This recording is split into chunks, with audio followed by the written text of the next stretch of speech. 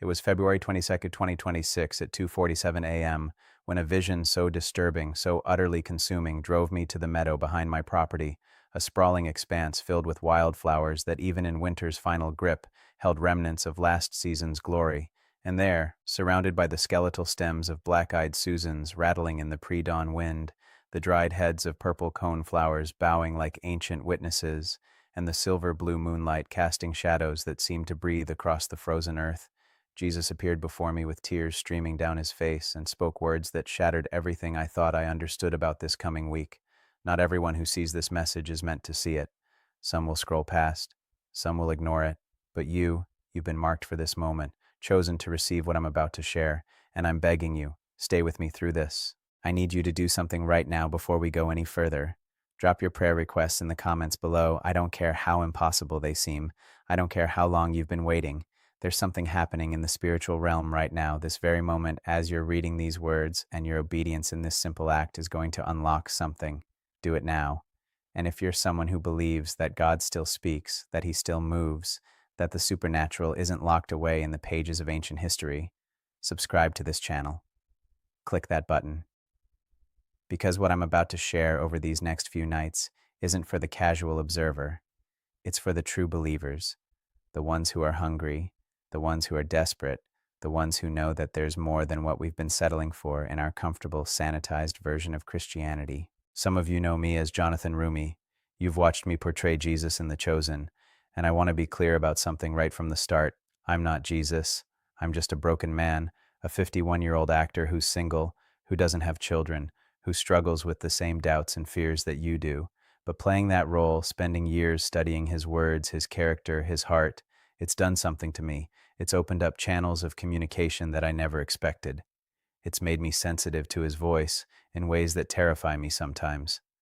And what happened 3 nights ago, what began in that meadow at an hour when all sensible people are asleep, has left me unable to rest, unable to eat, unable to think about anything else. Let me take you back to that moment.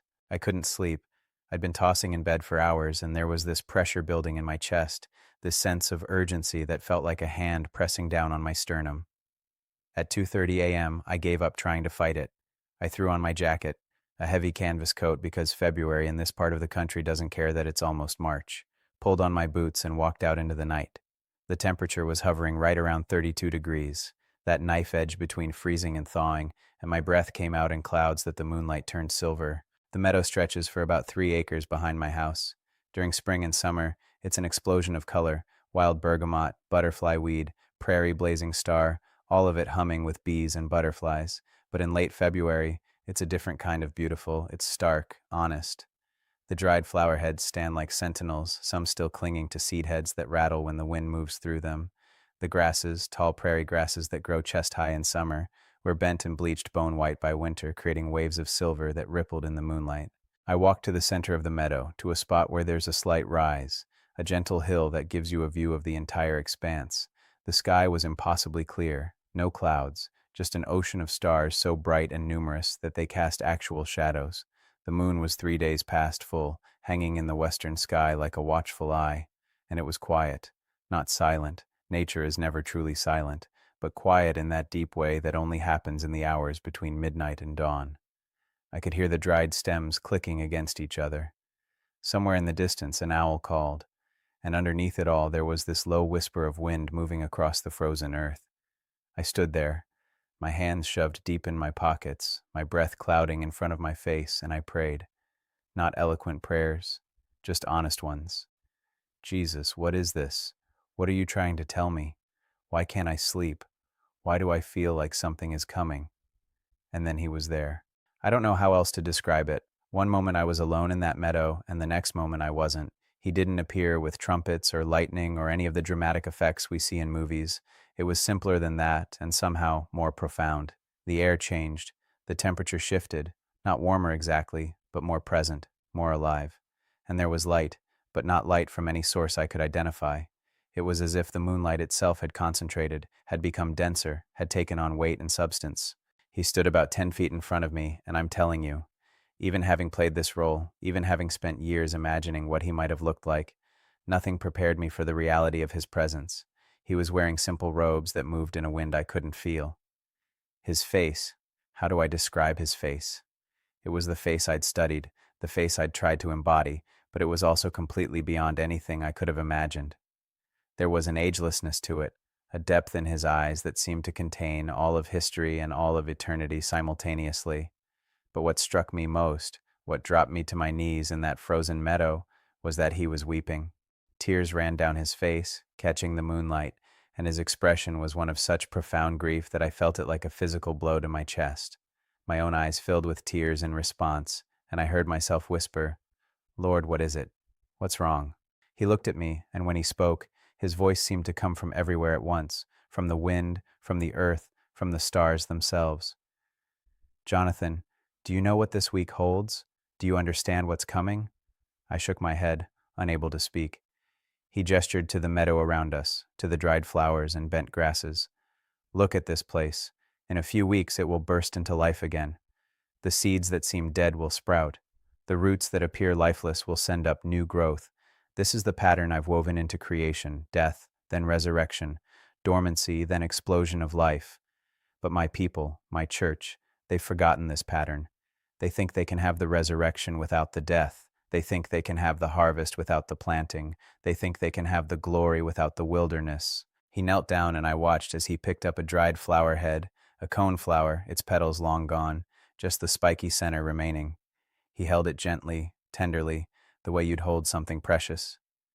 "This week, Jonathan, this very week that's coming, I'm going to shake things. I'm going to allow circumstances that will feel like death. I'm going to allow pressures that will feel like the end. And my people are going to panic because they've been taught that faith means the absence of difficulty. They've been taught that blessing means comfort. They've been taught that my favor looks like ease." The wind picked up suddenly, and I watched as it moved through the meadow in visible waves, bending the dried grasses, sending seed heads scattering into the darkness. The temperature dropped, and I felt it in my bones. Not just the physical cold, but something deeper, something that made me understand I was standing on holy ground, receiving a message that would cost me something to deliver. "Show me," I whispered. "Show me what you mean." And then the vision came. The meadow around me transformed. I was still there, still kneeling on the frozen ground, but I was also somewhere else, seeing something else. I saw a woman. I don't know her name, but I could see her as clearly as I see my own reflection. She was sitting at her kitchen table, and it was early morning, maybe Tuesday or Wednesday of this coming week. She was holding a piece of paper, and her hands were shaking. It was a medical bill, or maybe a termination notice, or perhaps a legal document. I couldn't see the specific words, but I could feel the weight of it. This was her worst fear materialized. This was the thing she'd been praying wouldn't happen, and I watched as she put her head down on that table and wept. Deep, body-shaking sobs, the kind of crying that comes from a place beyond words, and I felt Jesus' grief intensify beside me, not grief at what was happening to her, but grief at what she was about to do next. Because I watched as she lifted her head, wiped her eyes, and made a decision. I could see it happen in her expression. She decided that God had abandoned her. She decided that all her prayers had been worthless. She decided that faith was a nice idea, but ultimately powerless against the harsh realities of life. And I watched as something in her eyes went dark, went hard, went closed. "No," I heard myself say. "No, don't do that. Don't close your heart." Jesus' voice was thick with emotion. "This week, Jonathan, this is going to happen thousands of times, tens of thousands. My people are going to face their wilderness moments, and they're going to make the wrong choice. They're going to choose bitterness over trust. They're going to choose fear over faith. They're going to choose to close their hearts instead of breaking them open, and they're going to miss it." "Miss what?" I asked, though part of me already knew. He stood, pulling me to my feet with him, and he turned me to face the eastern horizon. The sky was just beginning to lighten, that deep blue-black starting to fade to navy, then to purple. They're going to miss the resurrection that's coming. They're going to miss the breakthrough that's 3 days away. They're going to miss the miracle that's hidden inside the crisis, because they're going to quit in the darkness, never knowing that dawn was coming. The vision shifted, and I saw another scene. A man this time, maybe in his 40s, sitting in his car in a parking lot. It was nighttime, maybe Thursday of this coming week. His phone was in his hand, and he was staring at a text message. I couldn't read the words, but I could feel the betrayal in them. Someone he trusted had turned on him. Someone he loved had walked away. Someone he believed in had proven false. And I watched as his face hardened. I watched as he made a decision to protect himself, to wall off his heart, to never be vulnerable again. I watched as he chose safety over surrender, control over trust. And again, I felt Jesus' grief like a wave. He's 3 days away from meeting the person who will change his life, Jesus said quietly. 3 days away from the divine appointment I've been orchestrating for years. But he's going to shut down, he's going to close off, and he's going to miss it because he's going to let this week's pain define his future instead of refine it. The meadow came back into focus around me. The dried flowers, the bent grasses, the silver moonlight. But now I was seeing it differently. Each dried stem, each broken flower head, each bent blade of grass, they were all waiting, waiting for spring, waiting for warmth, waiting for the resurrection that was coming but wasn't here yet. This is what I need you to understand, Jesus said, and his voice was urgent now, pressing. This week, this specific week that's coming, it's a testing week. It's a wilderness week. It's a week when everything that can be shaken will be shaken. Not because I'm angry, not because I'm punishing, but because I'm preparing. I'm preparing my people for the breakthrough that's coming. I'm preparing them for the harvest that's about to explode, but they have to make it through this week without closing their hearts. He reached out and touched my shoulder, and the touch was so real, so physical that I gasped. Jonathan, most of my people have been taught that faith means the absence of problems. They've been taught that if they're in my will, everything will be smooth. They've been taught that difficulty means they've done something wrong. And so when this week comes, when the pressure hits, when the crisis arrives, when the wilderness moment is upon them, they're going to think I've abandoned them. They're going to think their faith has failed. They're going to think they're being punished. The wind picked up again, stronger this time, and I had to lean into it to stay standing. The dried grasses bent almost horizontal, and I heard the rattling of 1,000 seed heads being shaken, 1,000 stems being tested. But the truth, Jesus continued, his voice rising above the wind, the truth is that this week is the setup for their miracle. This week is the planting that comes before the harvest. This week is the death that comes before the resurrection. This week is the wilderness that comes before the promised land. But they have to hold on. They have to keep their hearts open. They have to choose trust over bitterness, faith over fear, surrender over control. I was crying now, tears freezing on my cheeks in the cold air. How do I tell them? How do I make them understand? He looked at me with such love, such fierce, protective love that I felt it in every cell of my body. You tell them the truth. You tell them that this week is going to be hard. You tell them that circumstances are going to come that will test everything they believe. You tell them that they're going to face moments when it looks like I'm silent, like I'm absent, like I've forgotten them. But you also tell them this. He paused, and the entire meadow seemed to hold its breath. The wind stopped. The rattling ceased. Even the distant owl went silent. And in that profound quiet, he spoke words that I knew would change everything. You tell them that I'm not in the comfort. I'm in the crisis. I'm not in the ease. I'm in the pressure. I'm not in the absence of problems. I'm in the middle of them, doing my deepest work, preparing them for a breakthrough so big that they needed this week to be strong enough to handle it. The sky was definitely lighter now, that deep purple giving way to pink and gold on the eastern horizon. The stars were fading, and the moon was setting in the west. And I realized I'd been in that meadow for over an hour, though it felt like both minutes and days. Jesus began to fade, not disappearing but becoming less solid, less visible, like morning mist burning off in sunlight. But his voice remained, clear and strong. Tomorrow night, Jonathan. Come back tomorrow night. There's more you need to see. There's more you need to understand. This message has 4 parts, and you've only received the first. Come back. And then he was gone, and I was alone in the meadow again, shivering in my jacket, my face wet with tears, my heart pounding so hard I could hear it in my ears. The sun was just breaking the horizon, sending long golden rays across the frozen landscape, illuminating the dried flowers and bent grasses, making them glow like they were lit from within. I stood there for a long time watching the sunrise, trying to process what I'd just experienced. And I knew with absolute certainty that I had to share this, that people needed to hear this, that this coming week, the week starting February 22nd, 2026, was going to be significant in ways we couldn't yet see. Listen to me. If you're hearing this message, it's not an accident. You're about to walk into a week that's going to test you. You're about to face circumstances that are going to challenge everything you believe about God, about faith, about how He works, and you're going to have a choice to make. You can close your heart, protect yourself, choose bitterness and fear, or you can stay open, stay surrendered, stay trusting even when everything in you wants to shut down. I'm coming back to that meadow tomorrow night. Jesus said there's more, and I'm going to receive it and share it with you. But right now, today, I need you to prepare your heart. I need you to make a decision that no matter what this week brings, you're going to keep your heart open. You're going to choose trust over fear. You're going to believe that the wilderness is not the end of the story. It's the setup for the miracle. Drop a comment right now. Tell me you're in. Tell me you're going to hold on through this week. Tell me you're going to trust even when it's hard, because I'm telling you what's coming after this week, the breakthrough, the harvest, the resurrection. It's going to be worth every moment of pressure you're about to face. Tomorrow night, I'll share what Jesus shows me next. Until then, hold on, keep your heart open, and remember, the darkest hour is just before dawn, and dawn is coming. I barely made it through the day. After that first encounter in the meadow, I stumbled back to my house as the sun was fully rising, my legs shaking, my mind reeling from everything I'd seen and heard. I tried to sleep, but every time I closed my eyes, I saw that woman at her kitchen table, that man in his car, their faces as they made the choice to close their hearts. I saw Jesus' tears. I felt the weight of his grief. And I knew with a certainty that went bone deep, that I had to go back that night. All day, I felt like I was walking through water. Everything seemed muted, distant, unreal. I tried to eat, but couldn't taste anything.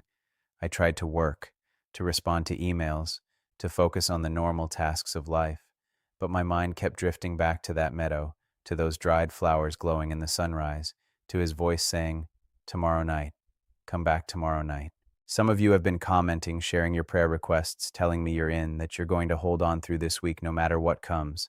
I've been reading every single one, and I want you to know, you're the reason I'm doing this. You're the reason I'm sharing something so personal, so raw, so outside the boundaries of what's comfortable or safe. Because you're hungry, you're desperate, you're not satisfied with the sanitized, comfortable version of Christianity that tells you God is a cosmic vending machine who dispenses blessings when you push the right buttons. If you haven't subscribed yet, do it now. This message is going to get more intense, more challenging, more confrontational to everything the modern church has taught you. And if you're not serious about hearing the truth, if you're not ready to have your theology shaken and your comfortable assumptions challenged, then this isn't for you.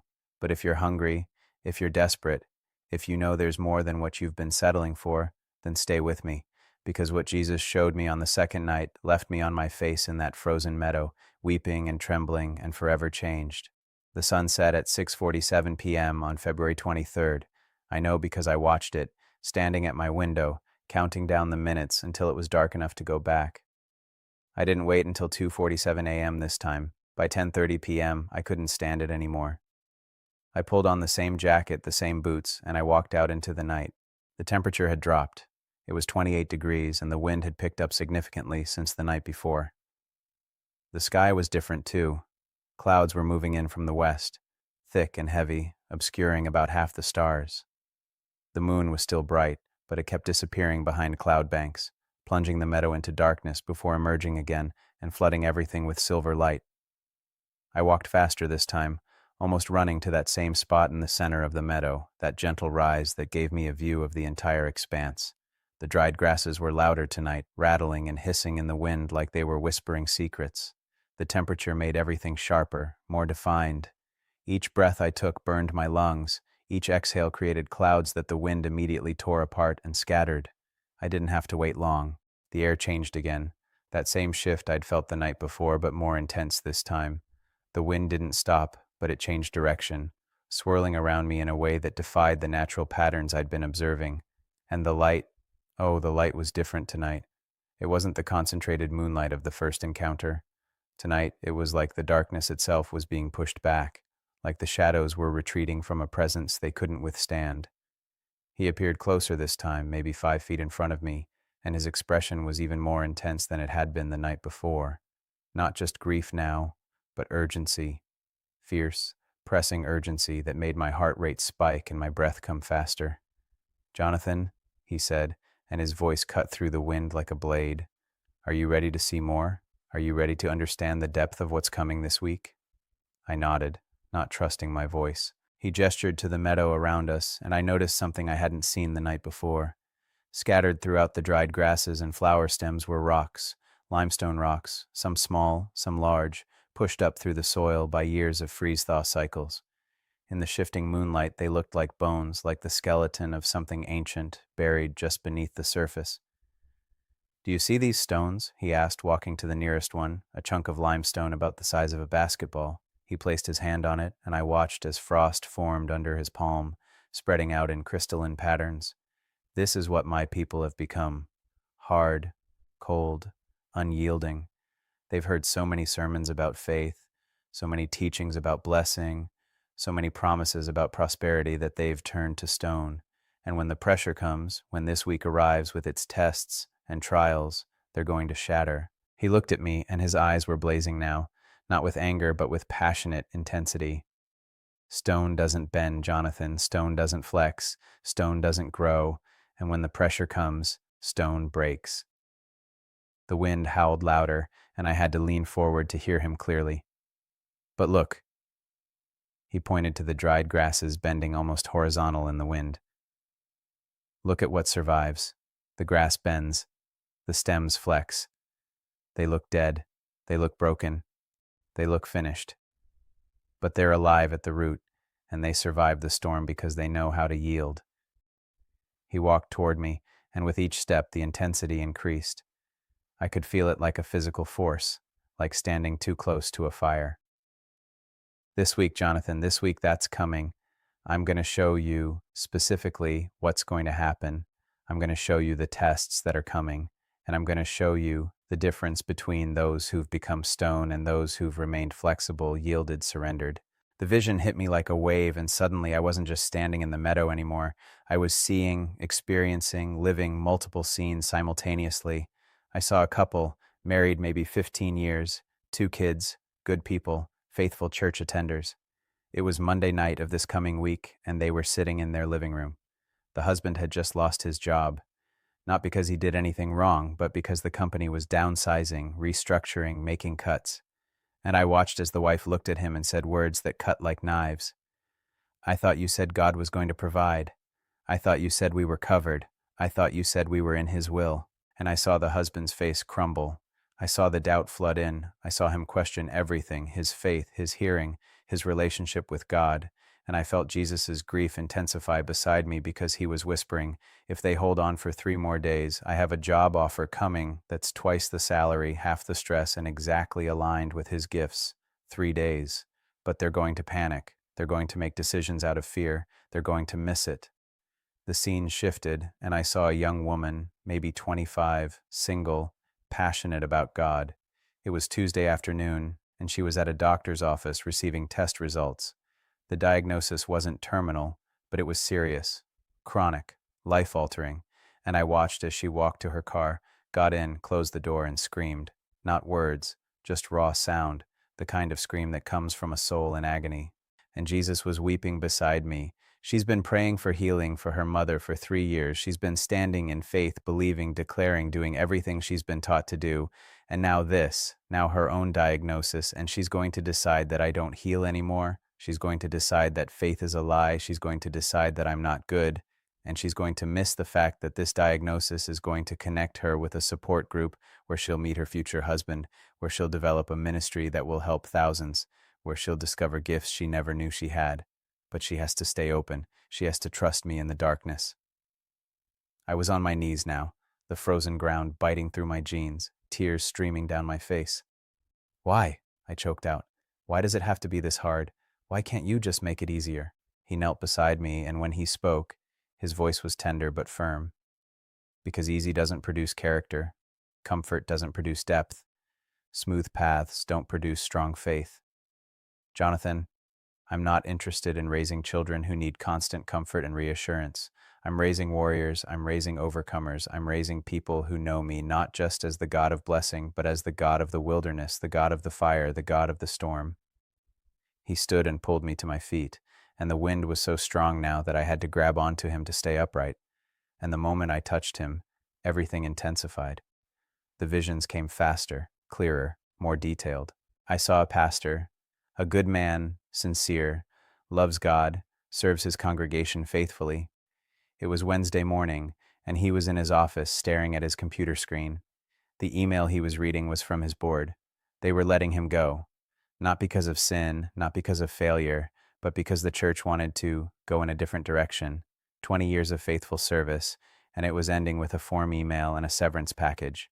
And I watched as he closed his laptop, put his head in his hands, and made a decision. He decided he was done, done with ministry, done with church, done with the whole thing. He'd given his life, his time, his energy, his family's privacy, everything, and this was how it ended. Jesus' voice was thick with emotion. He's 3 days away from a phone call that will change everything, 3 days away from a ministry opportunity that's 10 times bigger, 10 times more aligned with his gifts, 10 times more effective than anything he's done before. I've been orchestrating this transition for 2 years, moving pieces into place, preparing the way, but he's going to quit. He's going to close his heart. He's going to miss it because he can't see past Wednesday's pain to Saturday's breakthrough. Another vision, a businessman, successful, wealthy, generous giver. Thursday evening, and he's in his accountant's office. The investment he made, the one he prayed about, the one he felt God leading him into, it's failed. Not just failed, but catastrophically failed. He's not bankrupt, but he's lost enough that it's going to hurt. A lot. And I watched as he drove home, his hands white-knuckled on the steering wheel, and made a vow. Never again. Never again would he take risks. Never again would he step out in faith. Never again would he trust what he thought was God's leading. From now on, he was going to play it safe, keep everything under control, never be vulnerable again. He's 5 days away from a business opportunity that will triple what he lost, Jesus said quietly. 5 days away from a divine connection that will open doors he's been praying about for years. But he's going to shut down. He's going to choose safety over surrender, and he's going to spend the rest of his life wondering what might have been. The visions kept coming, wave after wave, and I saw the pattern. I saw it so clearly it was like someone had turned on a light in a dark room. Every single person facing a crisis this week, every single test, every single trial, every single wilderness moment, they were all 3 to 7 days away from their breakthrough. All of them. Not one exception.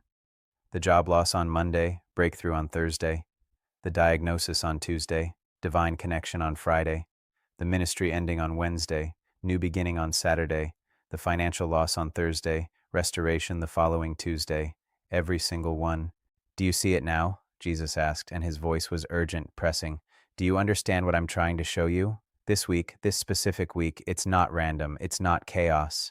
It's not me being absent or silent or cruel. This week is the final test before the breakthrough. This week is the last push before the birth. This week is the darkest hour before the dawn. But my people have to hold on. They have to keep their hearts open. They have to choose trust over fear. The meadow came back into focus, and I realized the clouds had completely covered the sky now.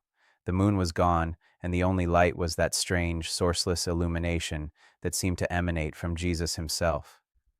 The wind was howling, bending the dried grasses flat, sending seed heads and debris flying through the air.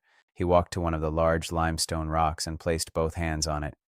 This is what happens when my people become hard, when they become rigid, when they become unyielding. He pressed down, and I watched in shock as the rock cracked, then shattered, breaking into dozens of pieces that scattered across the frozen ground. Then he walked to a cluster of dried prairie grass, stems that looked completely dead, brittle, finished. The wind was battering them, bending them almost to the ground, but they didn't break. They flexed, they yielded, they bent, but they didn't break. He touched them gently. This is what I'm looking for. This is what survives. Not the strong who trust in their own strength, but the yielded who trust in mine. He turned to face me fully, and the intensity in his expression made me take a step back. Jonathan, I need you to understand something crucial. The church has taught my people that faith means the absence of problems. They've taught that blessing means comfort. They've taught that if you're in my will, everything will be smooth. And so when this week comes, when the pressure hits, they're going to think they've done something wrong. They're going to think I'm punishing them. They're going to think their faith has failed. He stepped closer and I could see the tears on his face again. But the truth that the enemy doesn't want them to know, is that this week is the setup. This week is the preparation. This week is me getting them ready for a breakthrough so big that they need to be strengthened to handle it. But they have to make it through without closing their hearts. I found my voice, though it came out as barely a whisper. How do I make them understand? How do I convince them to hold on? He reached out and placed his hand over my heart, and I felt warmth spread through my chest despite the freezing temperature. You tell them the truth. You tell them that I'm not in the comfort, I'm in the crisis. You tell them that I'm not in the ease, I'm in the pressure. You tell them that the wilderness is not evidence of my absence, but evidence of my preparation. You tell them that if they're facing a test this week, it's because there's a testimony coming. If they're facing a trial, it's because there's a triumph on the other side. If they're facing a death, it's because there's a resurrection 3 days away. The wind reached a crescendo and I had to shout to be heard. What about me? What about my own tests? I'm 51 years old, single, no children.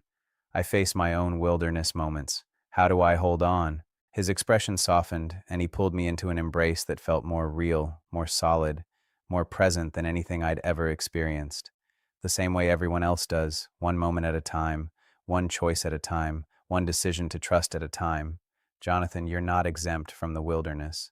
Playing me in a show doesn't make you immune to the tests, but you know me, you've studied me, you've spent years trying to understand my heart. So when your wilderness comes, and it will come, you'll recognize it for what it is. Not abandonment, not punishment, not failure, but preparation. He released me and stepped back, and I could see he was beginning to fade again. Tomorrow night, he said, one more night. There's more you need to see, the final revelations, the ultimate warnings, the complete picture. Come back tomorrow night, and I'll show you how this week ends, both for those who hold on and for those who let go.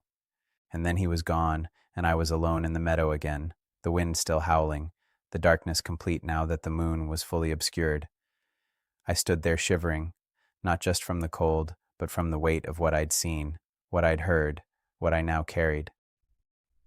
I made my way back to the house slowly, my legs weak, my mind reeling, and I knew with absolute certainty that I had to share this, no matter the cost, no matter how crazy it sounded, no matter who believed me or didn't. Listen to me carefully. If you're watching this, if you're hearing these words, you're about to walk into your test.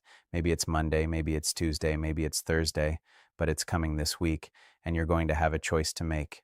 You can become like the stone, hard, rigid, unyielding, and shatter under the pressure.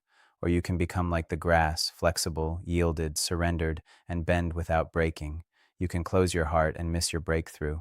Or you can keep your heart open and receive everything God has been preparing for you. I'm going back tomorrow night for the final encounter. Jesus said there's more, the ultimate revelations, the final warnings, the complete picture, and I'm going to share every word with you. But right now, today, I need you to make a decision.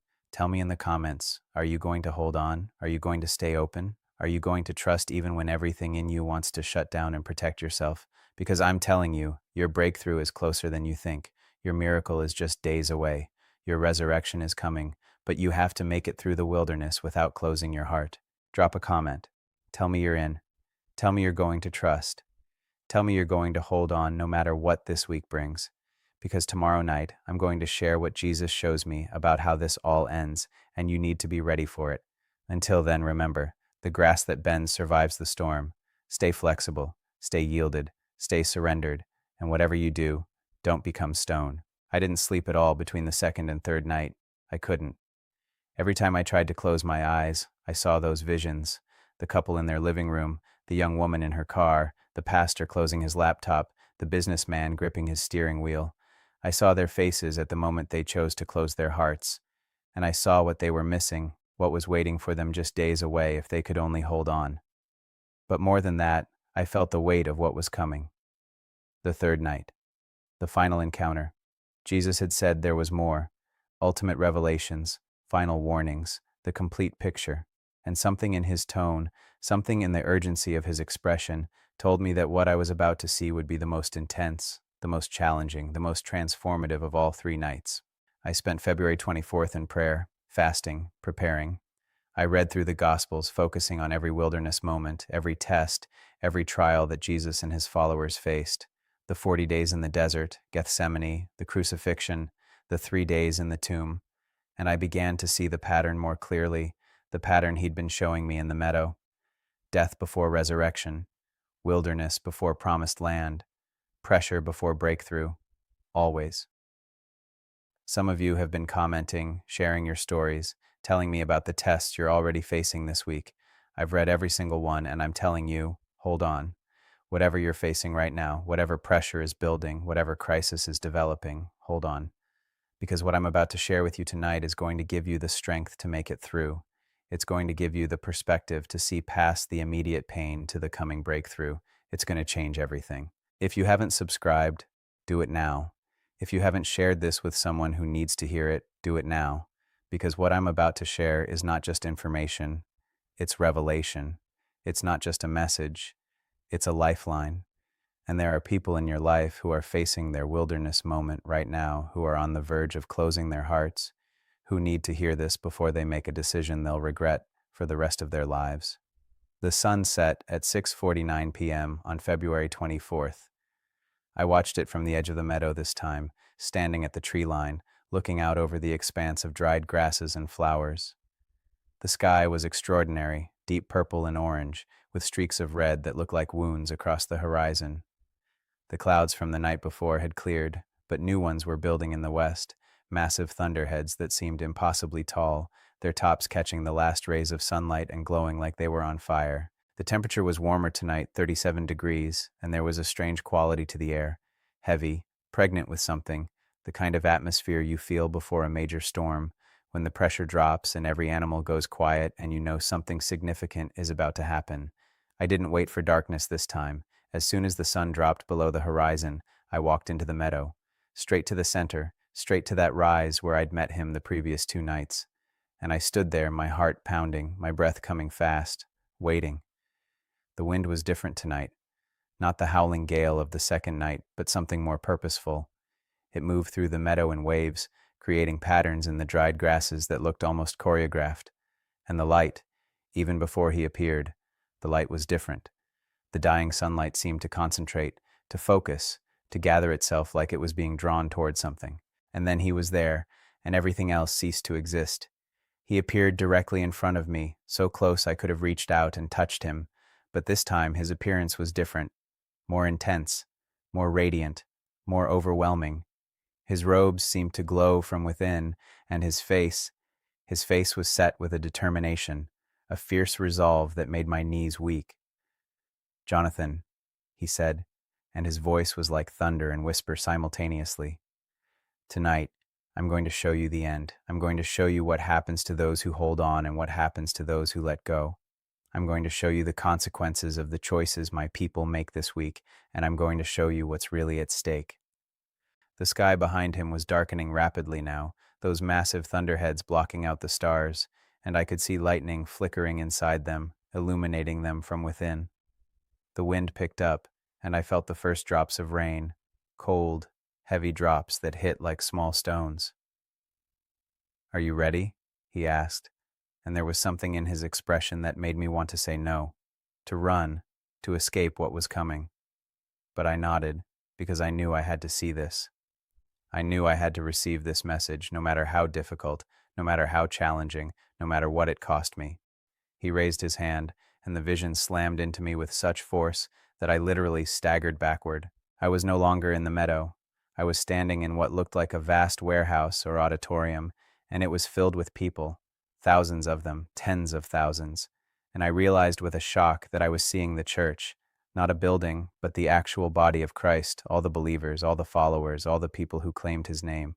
But they were divided into 2 groups, and there was a line between them, not a physical line, but something I could see nonetheless, a division, a separation. On one side were people who looked diminished. That's the only word I can use. They were there, they were present, but something was missing.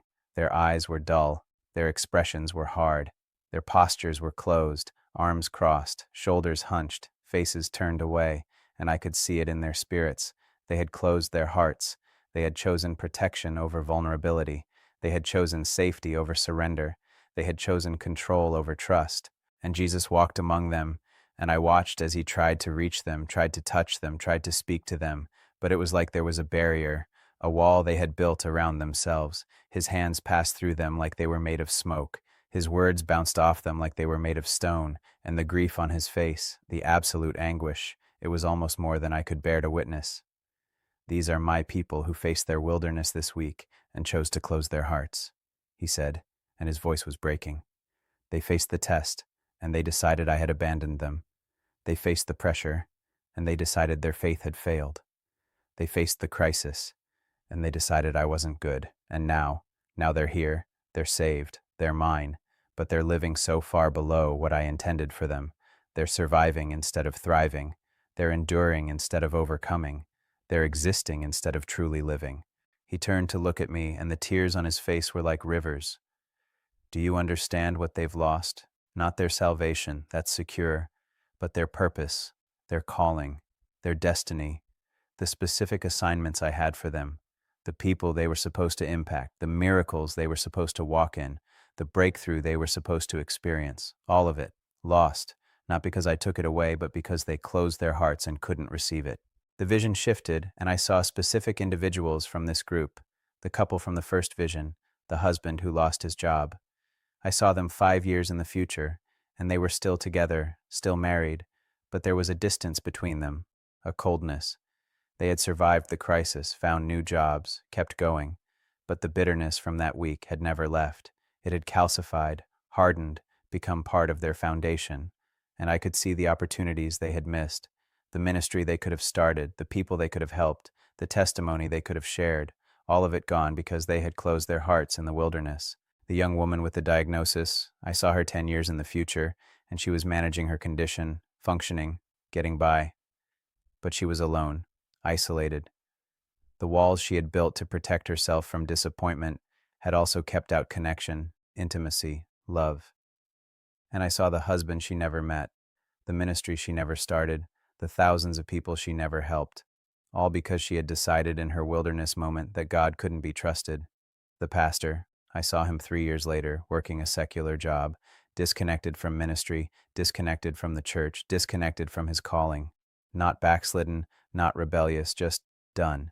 And I saw the church he never planted, the people he never reached, the movement he never started, all of it waiting, prepared, ready, but he wasn't there to step into it because he had closed his heart when the test came. One after another I saw them, the businessman who chose safety over risk and spent the rest of his life wondering what might have been, the single mother who decided God didn't care and raised her children with that bitterness woven into their foundation, the young man who faced rejection and decided to never be vulnerable again, missing the wife and family that were waiting just beyond his walls. This is what breaks my heart, Jesus said, and his voice was raw with emotion. Not that they're lost, they're not. Not that they're condemned, they're not, but that they're living so far below what I intended. They're saved, but they're not free. They're forgiven, but they're not healed. They're mine, but they're not walking in their purpose. And it all came down to 1 week, one test, one choice to close their hearts instead of keeping them open. The scene shifted, and now I was looking at the other group, the ones on the other side of that invisible line, and the difference was staggering. These people were radiant. That's the only word that fits. They glowed with life, with purpose, with joy that seemed to emanate from somewhere deep inside them. Their eyes were bright. Their expressions were open. Their postures were surrendered, arms open, faces lifted, hearts exposed. And when Jesus walked among them, there was no barrier. He touched them, and they felt it. He spoke to them, and they heard it. He moved, and they moved with him. These are my people who faced their wilderness this week and chose to keep their hearts open, he said, and now his voice was filled with pride, with joy, with fierce love. They faced the same tests. They experienced the same pressure. They walked through the same crises. But they chose trust over fear. They chose surrender over control. They chose to believe that I was good even when their circumstances said otherwise. And look at what they're walking in now. I saw the couple who held on through the job loss. I saw them 5 years in the future, and they were leading a ministry for families in financial crisis. The husband was using his experience to help others navigate unemployment, and the wife had written a book about trusting God in the wilderness. They were impacting thousands, and their marriage was stronger than ever because they had learned to trust God together in the darkness. The young woman who kept her heart open despite the diagnosis, I saw her 10 years later, and she was married to a man she met in that support group Jesus had mentioned. They were leading a ministry for people with chronic illness, and she was speaking at conferences, writing, helping thousands of people find hope in their own diagnoses. And her face was radiant with purpose and joy. The pastor who trusted through the transition, I saw him 3 years later, leading a church that was 10 times the size of his previous one. But more than that, it was exactly aligned with his gifts and calling. He was thriving, his family was thriving, and he was impacting his city in ways he never could have in his previous position. One after another, I saw them. The businessman who took the risk and saw it multiply beyond anything he could have imagined. The single mother who held on and saw God provide in miraculous ways, raising children who had unshakable faith because they watched their mother trust in the wilderness. The young man who stayed vulnerable and met his wife 6 days after his darkest moment. "This is what I'm trying to tell my people," Jesus said, and his voice was urgent, pressing, almost desperate. "The wilderness is not the end. It's the setup. The test is not punishment. It's preparation. The crisis is not evidence of my absence. It's evidence of my preparation for something bigger than they can imagine. But they have to hold on. They have to keep their hearts open. They have to choose trust even when everything in them wants to choose fear." The vision released me, and I was back in the meadow, and the storm had arrived in full force. Rain was pouring down now, soaking through my jacket, plastering my hair to my head. Lightning was cracking across the sky, illuminating the entire landscape in brilliant flashes. Thunder rolled across the meadow like the voice of God himself, and the wind was so strong I had to lean into it to stay standing. But Jesus was still there, standing in the center of the storm, completely unaffected by the rain and wind and lightning, and he was looking at me with an intensity that made everything else fade into insignificance. "Jonathan, do you understand what I'm showing you? Do you understand what's at stake this week?" I nodded, unable to speak, tears mixing with rain on my face. "This week, the specific week starting February 22nd, 2026, is a testing week. It's a wilderness week. It's a week when I'm going to allow pressure, allow crisis, allow circumstances that will test everything my people believe about me, not because I'm cruel, not because I'm absent, but because I'm preparing them for breakthroughs so significant that they need to be strengthened to handle it." Lightning struck somewhere close, and the thunder was instantaneous, shaking the ground beneath my feet. Jesus raised his voice above the storm. "But here's what the enemy doesn't want them to know. The breakthrough is close, so close. 3 days, 5 days, 7 days, right on the other side of the wilderness. But if they close their hearts in the darkness, they'll miss it. They'll survive, but they won't thrive. They'll endure, but they won't overcome. They'll exist, but they won't truly live." He walked toward me, and with each step, the intensity increased. "I need you to tell them. I need you to warn them. I need you to prepare them. When the test comes this week, and it will come, they need to recognize it for what it is. Not abandonment, not punishment, not failure, but preparation. The final test before the breakthrough, the last push before the birth, the darkest hour before the dawn." He was right in front of me now, and he placed both hands on my shoulders. The touch was so real, so solid, so present that I gasped. "Tell them about the two groups. Tell them about the ones who closed their hearts and the ones who kept them open. Tell them about what was lost and what was gained. Tell them that this week, this one week, could determine the trajectory of the rest of their lives. Not their salvation, but their purpose. Not their forgiveness, but their freedom. Not their eternity, but their effectiveness." Another lightning strike, closer this time, and in the flash I saw something that made my heart stop. The meadow around us was changing. The dried grasses and flowers that had looked so dead, so finished, so broken, they were beginning to glow, not with reflected light, but with their own internal light, like they were lit from within. And I realized what I was seeing, the life that was hidden in the roots, the resurrection that was waiting in the seeds, the breakthrough that was coming with spring. "This is what I'm trying to show my people," Jesus said, and his voice was tender now, almost a whisper despite the raging storm. "What looks dead is just dormant. What looks finished is just resting. What looks broken is just being prepared. The meadow looks dead in February, but life is happening underground. Roots are growing, seeds are swelling, preparation is taking place. And when spring comes, when the breakthrough arrives, it's going to explode with life. But only if the seeds don't give up in the darkness, only if the roots keep growing in the cold, only if the plants trust the process even when they can't see the results." He released my shoulders and stepped back, and I could see he was beginning to fade. But this time it was different. This time he was fading into light, not darkness. The storm was beginning to break, and I could see stars appearing in the gaps between the clouds. The rain was slowing. The wind was calming. And on the eastern horizon, even though it was only 11:30 p.m., I could see the faintest hint of light, like dawn was coming early, like the darkness was being pushed back ahead of schedule. "Tomorrow," he said, and his voice was fading with his form.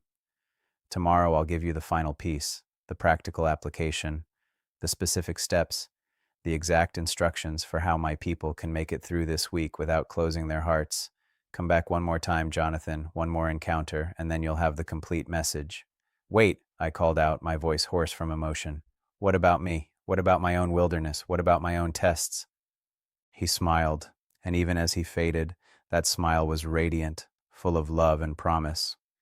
You're in it right now, sharing this message. That's your wilderness, putting yourself out there, risking ridicule, facing criticism, being vulnerable. That's your test. But your breakthrough is coming too, Jonathan. Hold on. Keep your heart open.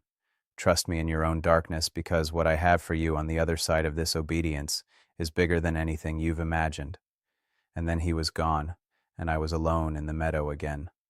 The storm was passing, moving east, and the stars were emerging one by one. The rain had stopped, and the wind had calmed to a gentle breeze. And the meadow was still glowing, that strange internal light making the dried grasses and flowers look like they were made of gold and silver. I stood there for a long time, shivering in my wet clothes, watching the stars emerge, feeling the weight of what I'd seen and heard. And I knew with absolute certainty that this message was going to cost me something. People would think I was crazy. People would question my sanity. People would dismiss this as emotional manipulation or attention-seeking or delusion. But I also knew that somewhere out there, someone was facing their wilderness moment right now. Someone was on the verge of closing their heart. Someone was about to make a decision that would cost them their breakthrough. And if this message could reach them, if these words could give them the strength to hold on for 3 more days, 5 more days, 7 more days, then whatever it cost me would be worth it. Listen to me. If you're hearing this message, if you've made it this far, you're facing your test. Maybe it's already started. Maybe it's coming tomorrow. Maybe it's going to hit on Wednesday or Thursday, but it's coming, and you're going to have a choice to make. You can close your heart. You can choose protection over vulnerability. You can choose safety over surrender. You can choose control over trust, and you'll survive. You'll make it through, but you'll miss your breakthrough. You'll miss your purpose. You'll miss everything God has been preparing for you. Or you can keep your heart open. You can choose trust over fear. You can choose surrender over control. You can choose to believe that God is good even when your circumstances say otherwise. And yes, it will be hard. Yes, it will hurt. Yes, it will feel like you're dying. But on the other side is resurrection.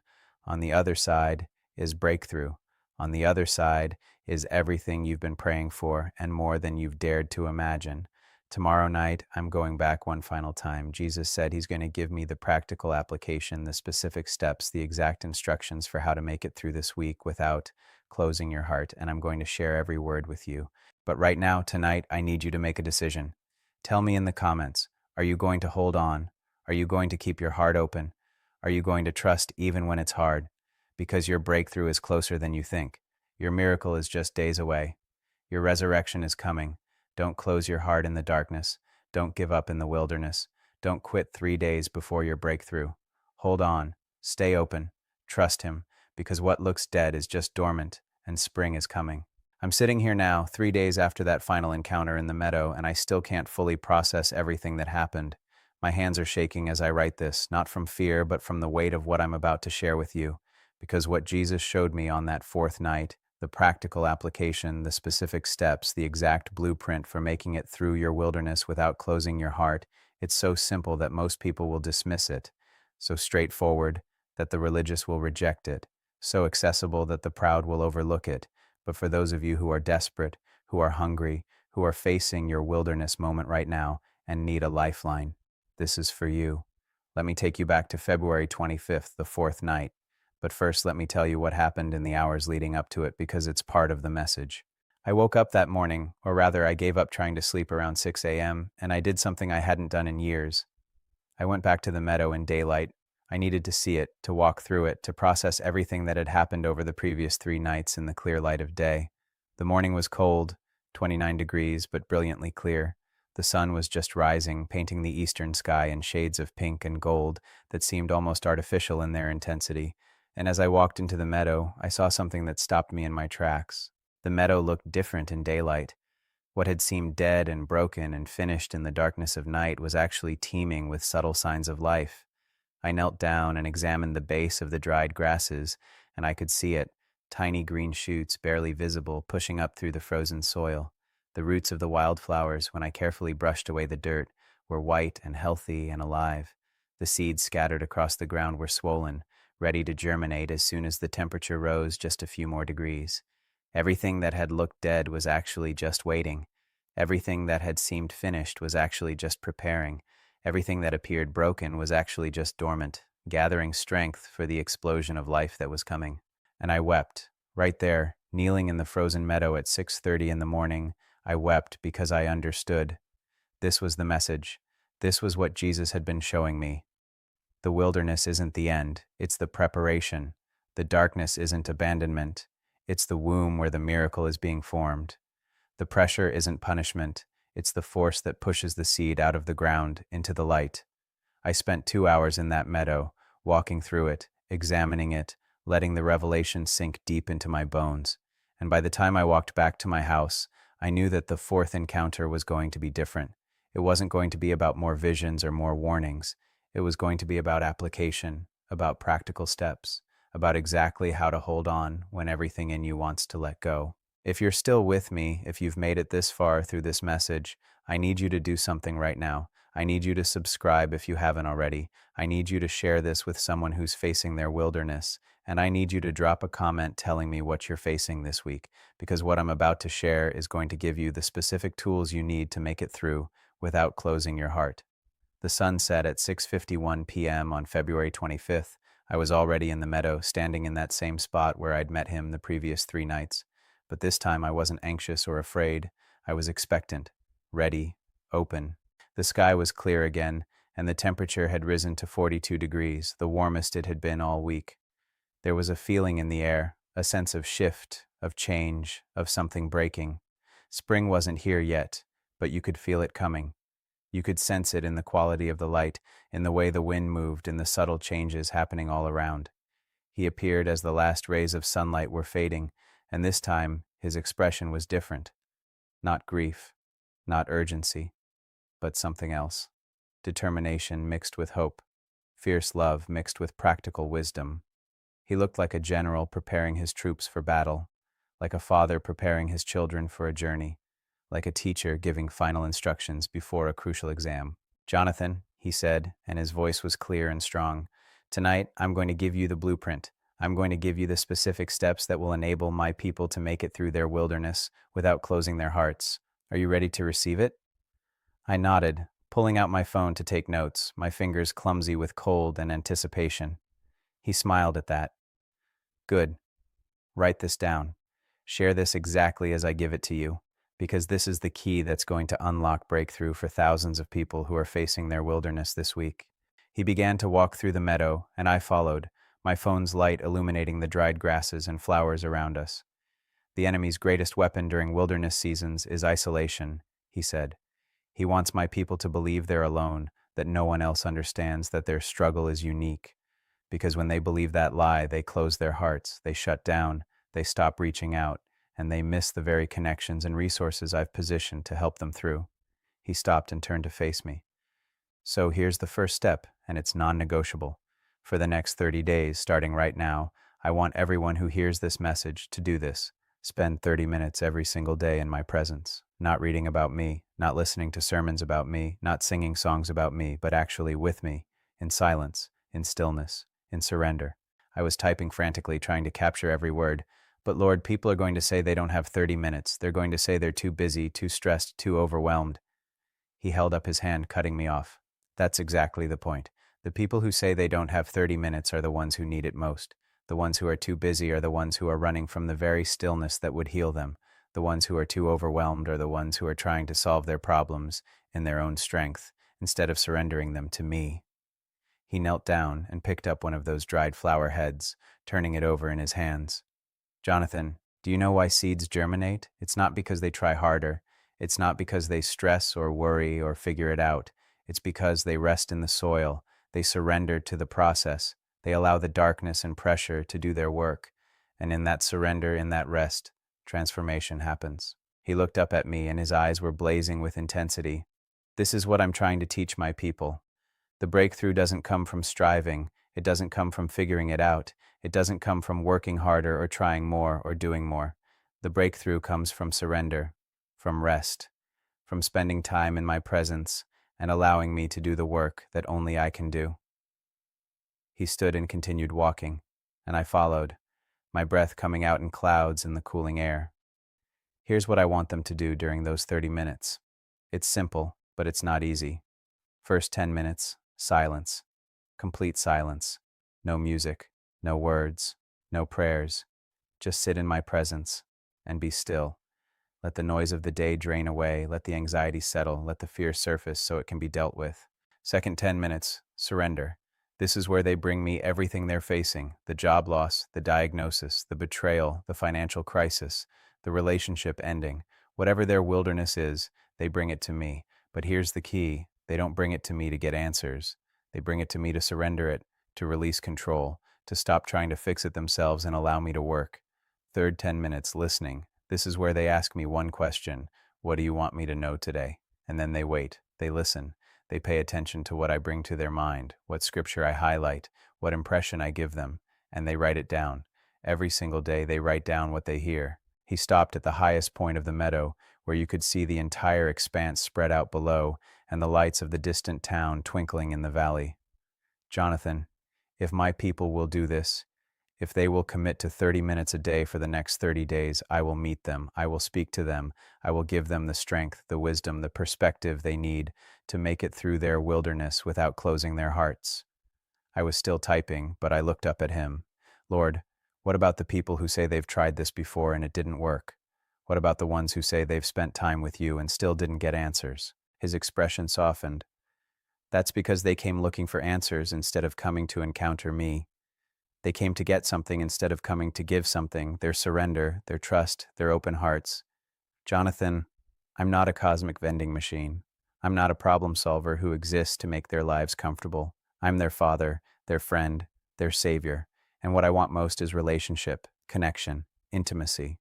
When they come to me for that, when they come just to be with me, the answers come as a byproduct. The breakthrough comes as a result. The miracle comes as an overflow. He turned to face the west, where the last light was fading from the sky. Here's the second step, and this one is going to challenge the individualistic mindset that the Western Church has embraced. For the next 30 days, I want them to connect with at least one other person every single day, not superficially, not with the "I'm fine, how are you" nonsense, but really connect, share what they're facing, ask for prayer, offer encouragement, be vulnerable. The enemy wants them isolated, I want them connected. The enemy wants them hiding, I want them exposed. The enemy wants them pretending everything is fine, I want them honest about their struggles, because it's in that vulnerability, in that connection, in that community that breakthrough happens. I thought about my own life, 51 years old, single, no children. How many times had I isolated myself in my own wilderness moments? How many times had I pretended I was fine when I was falling apart? Lord, this is hard for people, especially for men, especially for those of us who've been taught that vulnerability is weakness. He nodded. I know, that's why it's so crucial. The very thing that's hardest is the thing that's most necessary. Jonathan, I designed my people for community. I created them for connection. And when they try to walk through the wilderness alone, they're fighting against their own design. They're working against the very structure I built into them. He walked back toward the center of the meadow, and I noticed that the temperature was dropping again as full darkness settled in. Here's the third step, and this one is going to sound strange, but it's essential. For the next 30 days, I want them to practice gratitude in the wilderness. Every single day, I want them to write down 3 specific things they're grateful for.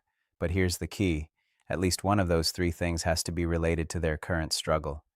I stopped typing. Lord, you want them to be grateful for their wilderness? No, he said firmly. I want them to find something to be grateful for in their wilderness. There's a difference. I'm not asking them to be grateful for the job loss. I'm asking them to be grateful for what the job loss is revealing about their dependence on me.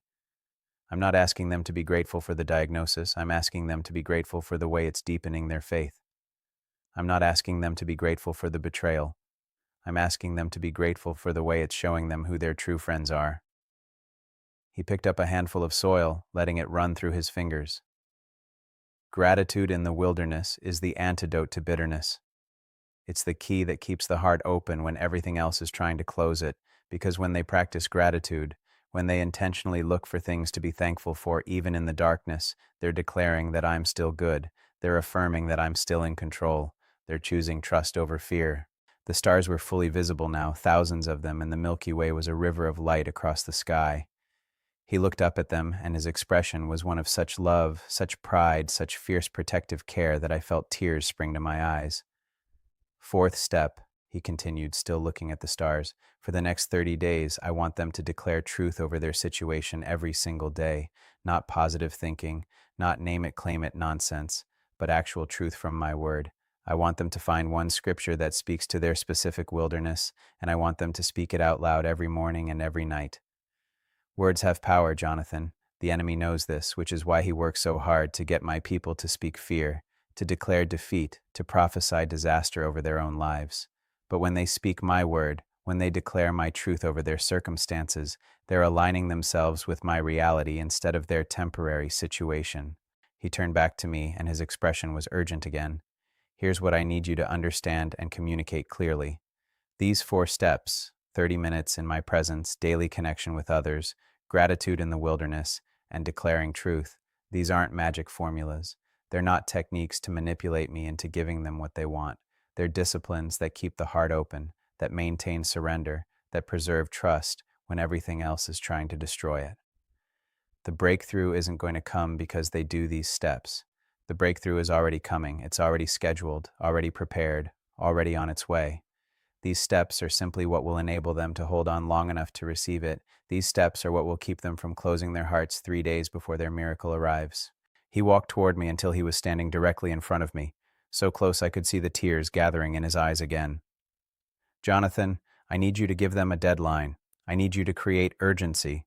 Tell them they have until March 24th, 2026, exactly 30 days from now, to commit to these 4 steps. 30 days to prove to themselves and to me that they're serious about keeping their hearts open. 30 days to demonstrate that they trust me even in the wilderness. And tell them this. His voice dropped to almost a whisper, but it carried more weight than any shout. Tell them that I'm watching, not to judge them, not to condemn them, but to meet them, to encounter them, to reveal myself to them in ways they've never experienced before.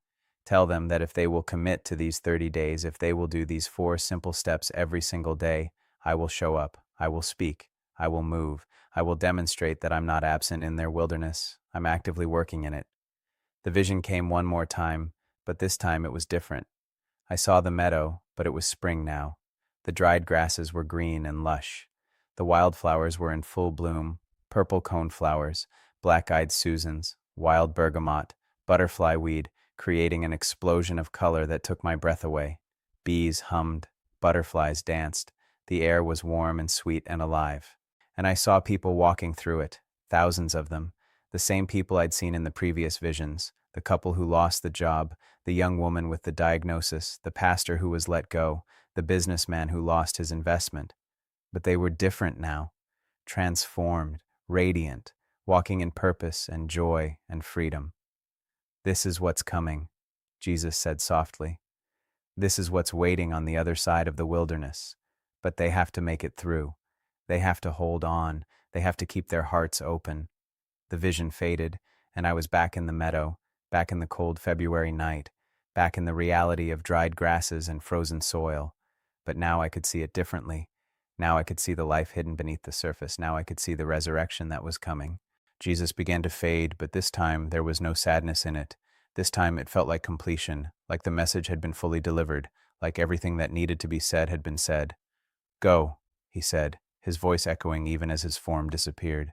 Share this. Don't hold back. Don't soften it.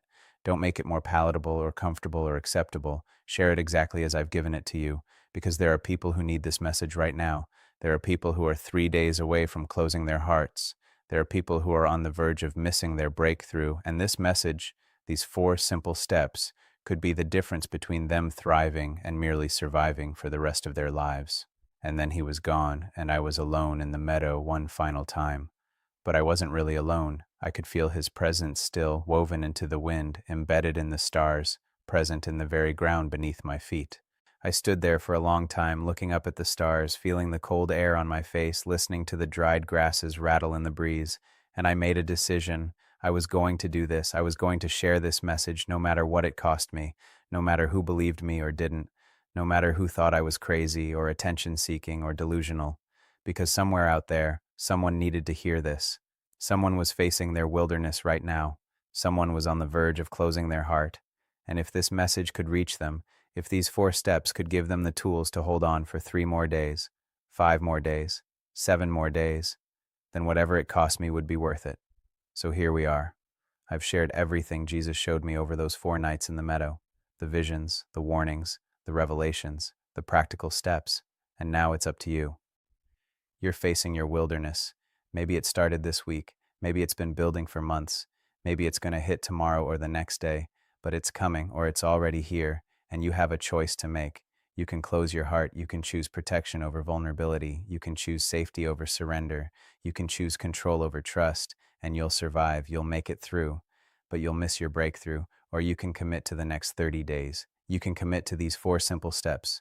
1. 30 minutes in His presence every day, 10 minutes of silence, 10 minutes of surrender, 10 minutes of listening. No excuses, no exceptions. Just show up and be still. 2. Daily connection with at least one other person. Real connection, vulnerable connection. Share what you're facing. Ask for prayer. Offer encouragement. Don't isolate. 3. Practice gratitude in the wilderness. Every day, write down 3 things you're grateful for, with at least one related to your current struggle. Choose gratitude over bitterness. 4. Declare truth over your situation. Find one scripture that speaks to your wilderness and speak it out loud every morning and every night. Align yourself with God's reality instead of your temporary circumstances. That's it. 4 simple steps, 30 days, from now until March 24th, 2026. I'm not going to lie to you. It's going to be hard. There are going to be days when you don't want to do it, days when it feels pointless, days when you're tempted to quit. But I'm telling you, based on everything Jesus showed me in that meadow, if you will commit to these 30 days, if you will do these 4 steps every single day, you will make it through your wilderness without closing your heart. And the breakthrough that's waiting for you on the other side is bigger than anything you've imagined.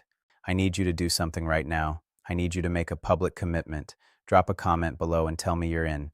Tell me you're committing to these 4 steps for the next 30 days. Tell me you're going to hold on, keep your heart open, and trust God even in the wilderness. Because there's power in public commitment, there's strength in declaring your intention, and there's accountability in letting others know what you're doing. And then I need you to share this message. Share it with someone who's facing their wilderness. Share it with someone who's on the verge of closing their heart. Share it with someone who needs to know that the breakthrough is closer than they think. Because this message isn't just for you, it's for everyone who's been marked to receive it. I want to hear from you over the next 30 days. I want you to come back and comment about what God is doing. I want you to share your breakthroughs, your encounters, your testimonies, because your story is going to encourage someone else. Your victory is going to give someone else hope. Your testimony is going to be the lifeline someone else needs. Let me tell you what I've decided. I'm doing these 4 steps too. Every single day for the next 30 days, I'm committing to 30 minutes in His presence, daily connection, gratitude in my own wilderness, and declaring truth over my situation, because I'm not exempt from the wilderness. Playing Jesus in a show doesn't make me immune to tests. Being 51, single, and childless comes with its own wilderness moments, and I need these steps just as much as you do. I went back to the meadow this morning, 3 days after that final encounter. The sun was rising, painting everything in shades of gold and pink. And I knelt down in the same spot where Jesus had appeared, and I examined the soil again. And you know what I found? More green shoots, more signs of life, more evidence that resurrection was coming. The meadow is still in winter. The grasses are still dried and bent. The flowers are still dormant. But life is happening beneath the surface. Transformation is taking place in the darkness. Breakthrough is being prepared in the pressure, and the same is true for you. What you're facing right now, the job loss, the diagnosis, the betrayal, the financial crisis, the relationship ending, whatever your wilderness is, it looks like death. It feels like the end. It seems like God is absent or silent or uncaring. But underneath the surface, in the darkness, in the pressure, He's working, He's preparing, He's orchestrating your breakthrough. But you have to hold on. You have to keep your heart open. You have to choose trust over fear, surrender over control, vulnerability over protection. You have to make it through the wilderness without closing your heart. These 4 steps are your roadmap. These 30 days are your testing period. March 24th, 2026 is your deadline, and the breakthrough that's waiting for you on the other side is worth every moment of pressure you're about to face. I'm going to leave you with one final image. It's early morning in the meadow right now as I'm recording this. The sun is just breaking the horizon, sending long golden rays across the frozen landscape. The dried grasses are glowing in the light. The seed heads are catching the sun and sparkling like diamonds. And if you look closely, if you really pay attention, you can see the tiny green shoots pushing up through the soil, reaching for the light, refusing to give up even though winter isn't over yet. That's you. You're that seed. You're that shoot. You're pushing through frozen soil, reaching for light you can't fully see yet, trusting that spring is coming even though winter is still here. And if you'll hold on, if you'll keep reaching, keep growing, keep trusting, you're going to break through. You're going to see the sun. You're going to experience the resurrection. Don't close your heart in the darkness. Don't give up in the wilderness. Don't quit 3 days before your breakthrough. Hold on. Stay open. Trust Him, because spring is coming. Your breakthrough is coming. Your miracle is coming. And 30 days from now, you're going to look back on this moment and thank God that you didn't give up. You're going to see the purpose in the pressure. You're going to understand the reason for the wilderness. You're going to recognize that what looked like death was actually just dormancy, and what felt like the end was actually just the beginning. Drop your comment right now. Tell me you're in. Tell me you're committing to these 4 steps for the next 30 days. Tell me you're going to hold on no matter what, and then go spend your first 30 minutes with Him. Go into silence. Go into surrender. Go into listening. And let Him begin the work that only He can do. I'll be checking the comments. I'll be praying for you. I'll be walking this journey with you. Because we're in this together. We're all seeds in the same meadow, all pushing through the same frozen soil, all reaching for the same light. And spring is coming. Your breakthrough is coming. Hold on.